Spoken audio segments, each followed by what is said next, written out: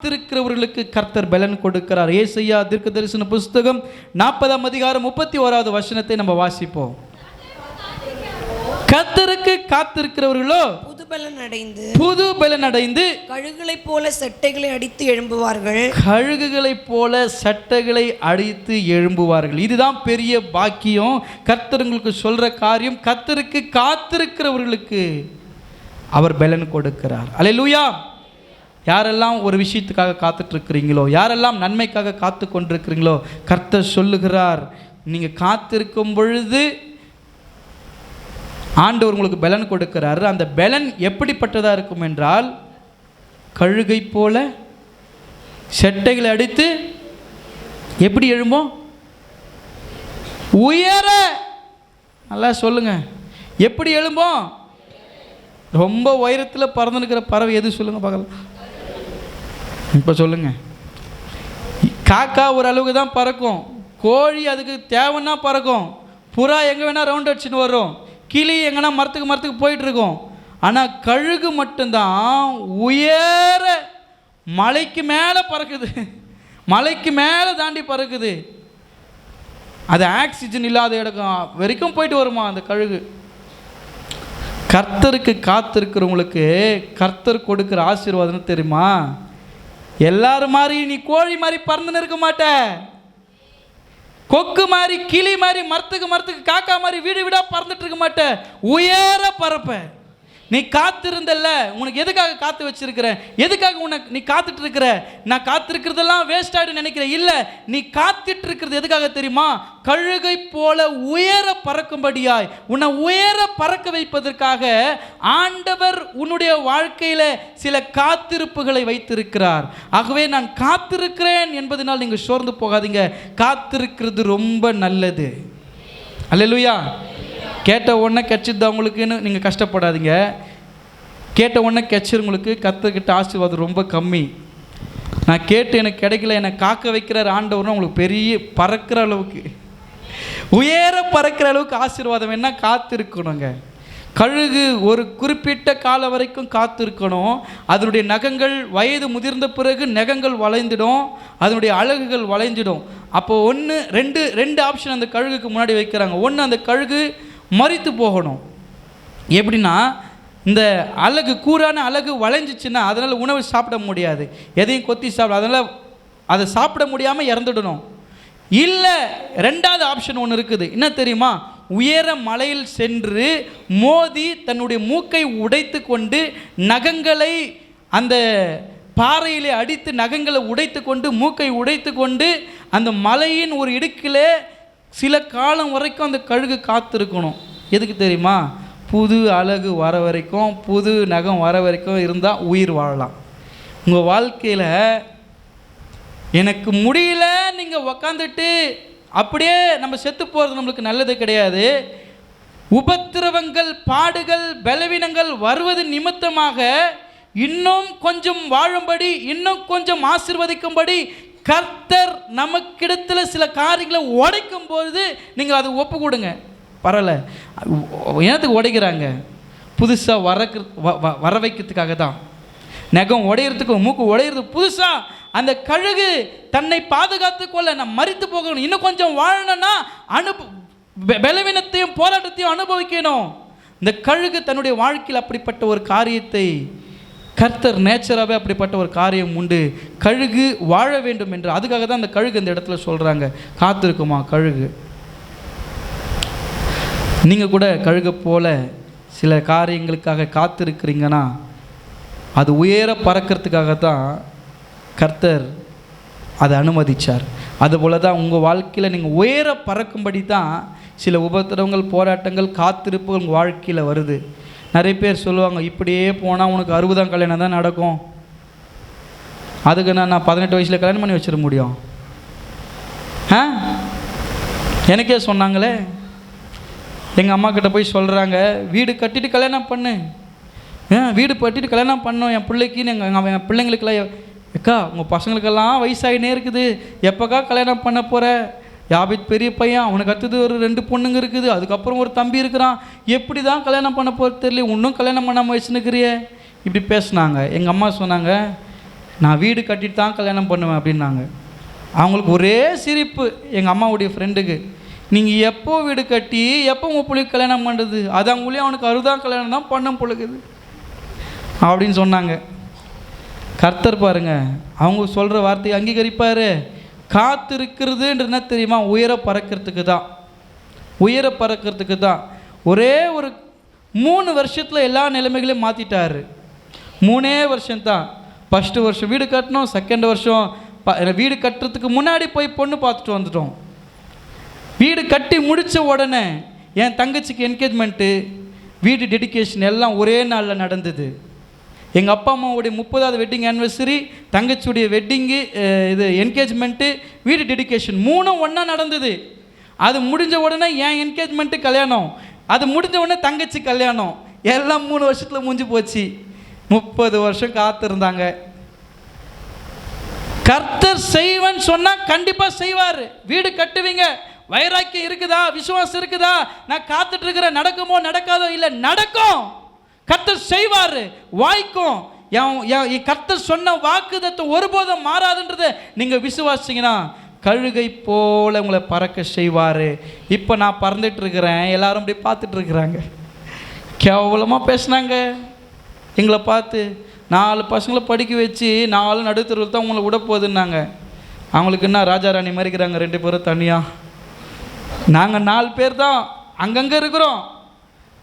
ஆனால் ஆண்டவர் நல்லா வச்சுருக்கிற 4 பேரையும் கஷ்டப்பட்டு படிக்க வச்சாங்க.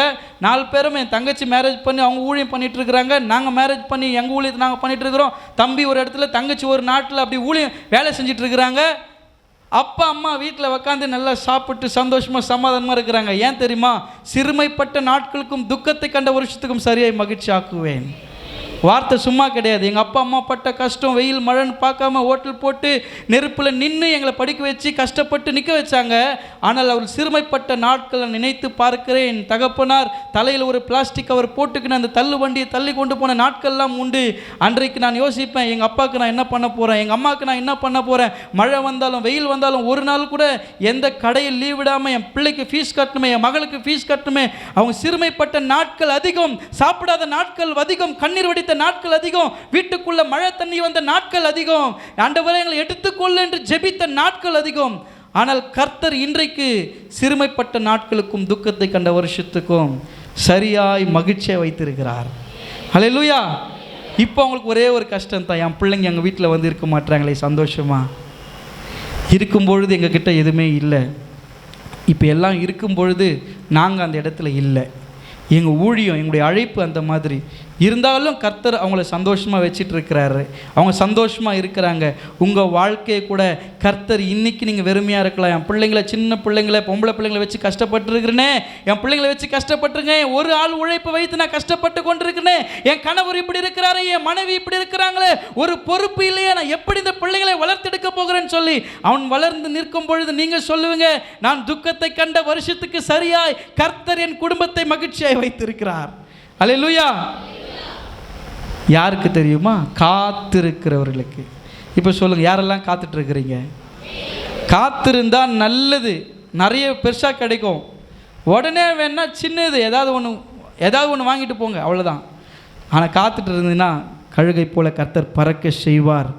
புலம்பல் 3ஆம் அதிகாரம் 22 அந்த காத்திருப்பை குறித்து சொல்லப்பட்டிருக்கிறது. இன்னொருவர் சங்கீதம் 37:9 ஒருவர் வாசிக்கும்படி நான் கேட்டுக்கொள்கிறேன்.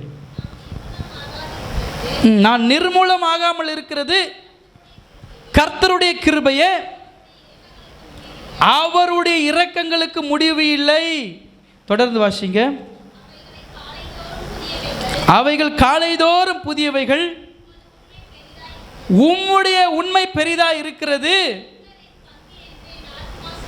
கர்த்தர் என் பங்கு என்று ஆத்துமா சொல்லும், ஆகையால் அவரிடத்தில் நம்பிக்கை கொண்டிருப்பேன். தமக்கு காத்திருக்கிறவர்களுக்கும் தம்மை தேடுகிற ஆத்துமாவுக்கும் கர்த்தர் நல்லவர். பாருங்க, தம்மை தேடுகிற ஆத்துமாவுக்கு கர்த்தர் நல்லவராக இருக்கிறார். ஹல்லேலூயா. நீங்கள் கர்த்தரை தேடுகிறவராக இருப்பீங்கன்னா கர்த்தர் உங்களுக்கு நல்லவராய் இருப்பார். ஆகவே கர்த்தருக்கு காத்திருங்கள், அவருடைய வாழ்க்கையில் உங்களுக்கு பலன் கொடுக்கிறவராய் இருக்கிறார். மூன்றாவதாக யாருக்கு கர்த்தர் பலன் கொடுக்கிறார் என்றால் ஜெபிக்கிறவர்களுக்கு கர்த்தர் பலன் கொடுக்கிறார். தானியேல் 6:10 பார்க்கும் பொழுது தானியேல் முன்பு செய்தது போலவே ஜெபித்து கொண்டிருந்தார் என்று சொல்லி பார்க்கிறோம். தானியேலுடைய வாழ்க்கையில் ஜெபமே பண்ணக்கூடாது என்ற ஒரு சூழ்நிலை வந்தது. நேபுகாத்நேச்சார் அவருக்கு விரோதமாக எழும்பி நின்றார். இனி இந்த தேசத்தில் யாரும் ஜெபிக்க கூடாது என்று பத்திரத்தில் கையெழுத்திட வேண்டிய சூழ்நிலை வரும்பொழுது கூட தானியேல் முன்பு செய்தது போலவே தவறாமல் 3 வேளையும் ஜெபித்துக்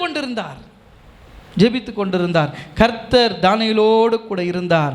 ஆகவே ஜெபிக்கிறவர்களுக்கு கர்த்தர் பலன் கொடுக்கிறார். எத்தனை பேர் நான் ஜெபம் பண்ணியே பலனோடு கூட இருக்குன்னு சொல்ல முடியும்? மாத்திரை மருந்து இல்லை வித ஜெபம் பண்ணி நான் உயிர் வாழ்ந்துட்டு இருக்கிறேன். ஜெபம் பண்ணி தான் கர்த்தனை காப்பாற்றுறோம். ஒரே ஒரு விஷயம் சொல்கிற பாருங்கள். சென்னை இறையியல் கல்லூரியில் படிக்கும்பொழுது KMC மருத்துவமனைக்கு ஊழியத்துக்கு போவோம்.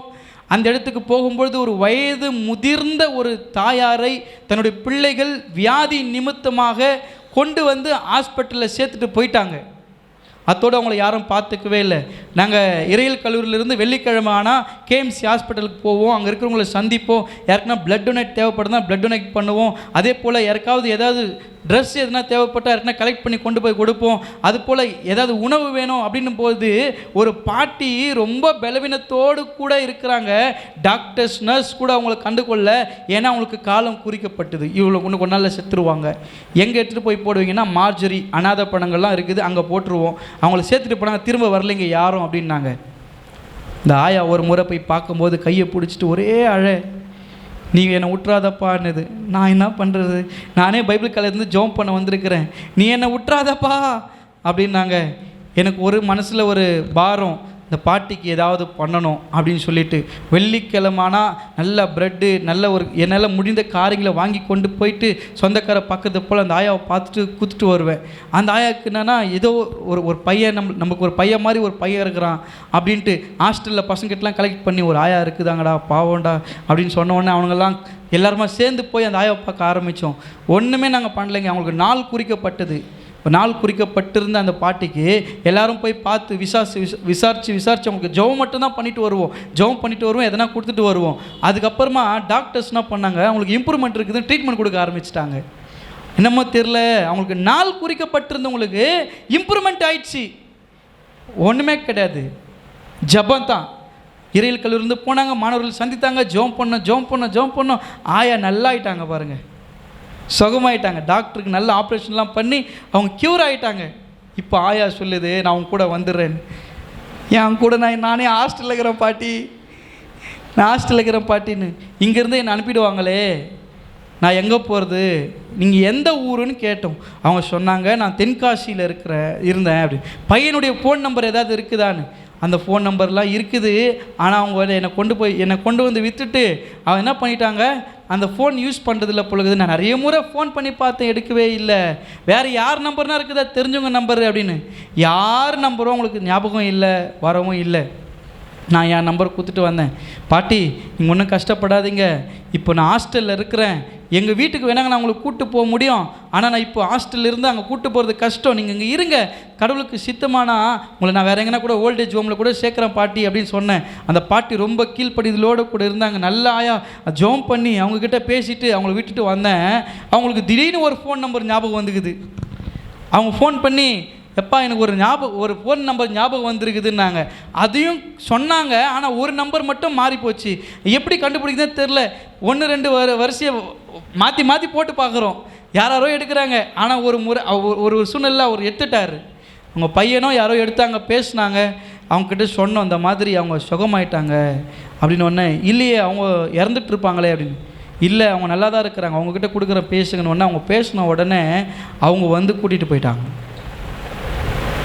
அப்போ அவங்கக்கிட்ட பார்த்து சொன்னோம், பலவீனமாக இருக்குது, நீங்கள் விட்டு போயிட்டீங்க, அவங்க ஆண்டவரை ஏற்றுக்கிட்டு இருக்கிறாங்க, இயேசு தான் உங்களுக்கு விடுதலை கொடுத்தாரு, இயேசு தான் உங்களுக்கு சுகம் கொடுத்தாரு, அதனால் நீங்கள் ஆண்டவருக்குள்ளாகவே அவங்கள நடத்துங்க, இது கர்த்தர் கொடுத்த ஜீவன் சொல்லும் பொழுது அந்த சகோதரருக்கு மனம் ரொம்ப ஒரு குற்ற உணர்வாயிடுச்சு.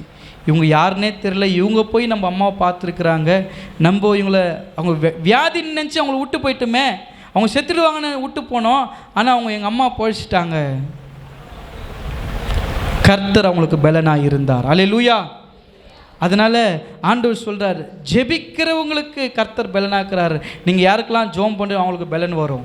நீங்கள் உங்களுக்கே ஜெபம் பண்ணால் கூட உங்களுக்கு பலன் வரும். கர்த்தர் பலன் கொடுப்பார். ஒரு மருந்து எடுக்கும்போது, ஒரு மாத்திரை எடுக்கும்போது, ஆண்டவரே நான் இது ஜெபம் பண்ணி இந்த மாத்திரையை நான் எடுத்துக்கிறேன், இனிமேல் இதை போடுற ஒரு சூழ்நிலை எனக்கு வரக்கூடாது, கர்த்தர் எனக்கு பலன் கொடுங்க, ஜெபம் பண்ணி நீங்கள் பண்ணுங்கள், கர்த்தர் உங்களுக்கு பலப்படுத்துவார். அல்லேலூயா.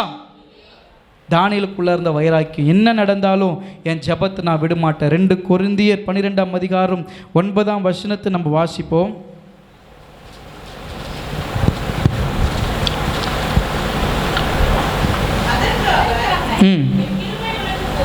என் கிருபை உனக்கு போதும், உன் பலவீனத்திலே என் பலம் பூரணமாய் விளங்கும் என்றார். ஆகையால் கிறிஸ்துவின் வல்லம் என் மேல் தங்கும்படிக்கு. பாருங்க, இவர் என்ன சொல்றாருன்னா, எனக்கு இருக்கிற வியாதியை குறித்து நான் சந்தோஷப்படுறேன், மேன்மை பாராட்டேன்னு சொல்றாரு. ஏன்னா ஆண்டவர் அவர் சொல்றாருன்னா, என்னுடைய கிருபை, அவருடைய கிருபை எனக்கு போதும் சொல்லுவாங்கல்ல, கிரேஸ் சஃபிஷியன்ட். எனக்கு அது போதும், எனக்கு கிருபை போதும், வேற ஒன்றும் வேணாம், உங்களுடைய கிருபை போதும் ஆண்டவரே. பலவீனத்தில் பலன் பூரணமாக விளங்கும். பவுலுடைய ஜெபம், நீங்கள் கூட நிறைய பேர் ஜெபம் பண்ணும்போது அப்படி ஜெபம் பண்ணுங்க, கிருபை எனக்கு போதும் ஆண்டவரே. பலவீனத்தில் பலன் பூரணமாக விளங்கும். பலவீனமான நேரத்தில் அவருடைய பலன் உங்களுக்கு பூரணமாய் வேணும் என்றால் ஜெபிக்கிறவர்களாய் நீங்கள் இருக்கணும். ஜெபம் பண்ணும் பொழுது கர்த்தர் உங்களுக்கு பலன் கொடுக்கிறார். பவுல் இது ஒரு ஜெபமாக பண்ணுறாரு. பலவீனம் படும் பொழுது அவர் ஜெபம் பண்ணுறார். என் பலவீனத்தை குறித்து நான் பெருமை பாராட்டுகிறேன். அவர் சொல்கிறார், என் கிருபை உனக்கு போதும், பலவீனத்தில் என் பலன் பூரணமாக விளங்கும்னு சொன்னார். அதை நான் பற்றி கொண்டிருக்கிறேன். அந்த ஜெபத்தை அவர் உறுதியாக சொல்கிறாரு. கர்த்தர் அவருடைய எனக்கு ஒரு முள் கொடுக்கப்பட்டிருக்கிறது, கண்களில் இருந்த மீன் செதில்கள் போல் விழுந்து அவருக்கு பார்வை உண்டாகி அவர் சாட்சியாக நிற்பதற்கு காரணம், பவுல் ஒரு வைராக்கியமான சவுலாக இருந்தார். ஆண்டவருக்குள்ளே வரும்போது பலவீனம் வந்துச்சு. ஆனால் ஆண்டவர் அந்த பலவீனத்தோடவே அவர் விட்டுல சுகப்படுத்தி அதிகமாக பயன்படுத்தின அதிகமான நிருபங்களை அவர் எழுதினார். அல்லேலூயா. இன்றைக்கு நீங்களும் கூட ஜெபிக்கிறவர்களாக இருக்கும் பொழுது கர்த்தர் உங்களுக்கு பலன் கொடுப்பார். உங்கள் குடும்பத்துக்கு பலன் கொடுப்பார், உங்கள் பிள்ளைகளுக்கு பலன் கொடுப்பார். இதுவாக இருந்தாலும் சிஸ்டர் சாட்சி சொன்னாங்க, இந்த குழந்தைக்கு காது வலி வரும்பொழுது ஜெபம் பண்ணாங்க, கர்த்தர் சுகம் கொடுத்தாரு. பலவீனத்தோடு கூட இருந்தீங்க, கர்த்தர் உங்களை பலப்படுத்தினார். உங்களுடைய சாட்சிகள் மேலானது. நீங்கள் சொல்ல வேண்டிய ஒரே கிருபை எனக்கு போதும், கிருபை எனக்கு போதும்னு சொல்லுங்கள். கர்த்தர் உங்களை ஆசீர்வதிப்பார். இந்த வார்த்தைகளை சிந்தித்து செயல்படுங்கள். கர்த்தர் உங்களையும் உங்களுடைய குடும்பத்தையும் ஆசீர்வதிப்பார். கர்த்தரின் பலன். முதலாவது காரியம், சோர்ந்து போகிறவர்களுக்கு பலன் கொடுக்கிறார். ரெண்டாவது யாருக்கு? காத்திருக்கிறவர்களுக்கு. மூன்றாவது ஜெபிக்கிறவர்களுக்கு கர்த்தர் பலன் கொடுக்கிறார். நம்மளுக்கு கொடுத்திருக்கிற ஒவ்வொரு பார்ட்ஸும், நம்ம சரீரத்தில் இருக்கிற ஒவ்வொரு அவயங்களும் விலையேற பெற்றது. கண்ணு கெட்ட பிறகு சூரிய நமஸ்காரம் வேணாம். உடம்பை கெடுத்துக்காதீங்க, சாப்பிடாம கெடுத்துக்காதீங்க, சாப்பிட்டே கெடுத்துக்காதீங்க. தான் சொல்ல முடியும். சாப்பிட்டே உடம்புக்கு எடுத்துக்காதீங்க, சாப்பிடாம இருந்தால் கெடுத்துக்காதீங்க. நல்லதாக சாப்பிடுங்க, ஹெல்த்தியாக சாப்பிடுங்க. இந்த ரொம்ப பார்ட்ஸ்லாம் ரொம்ப முக்கியங்க. நம்முடைய நுரையீரல், சுவாச குழாய், நம்மளுடைய லங்ஸு, நம்முடைய இரைப்பை, நம்முடைய இந்த கணையம், நம்முடைய கிட்னி, இது எல்லாமே விலையேற பெற்றது. இதை நீங்கள் பாழாக்கி கூடாது. கர்த்தரின் பலனாக இருக்கிறாரு அப்படின்றதுக்காக ரொம்ப வைராக்கியமாக சுகர் மாத்திரை எடுத்துக்கின்னு பாஸ்டிங்காக இருந்து எங்கன்னா கேராய் ஊந்துடக்கூடாது. அடிக்கிற வெயிலுக்கு நல்லா சாப்பிட்டு வரதும் கூட கேராயிராமா. பாஸ்டிங்கு சுகர் வச்சுக்கின்னு உனக்கு எதுக்கு இது மாதிரி வேலைலாம், இந்த மாதிரி சேட்டைங்கெல்லாம்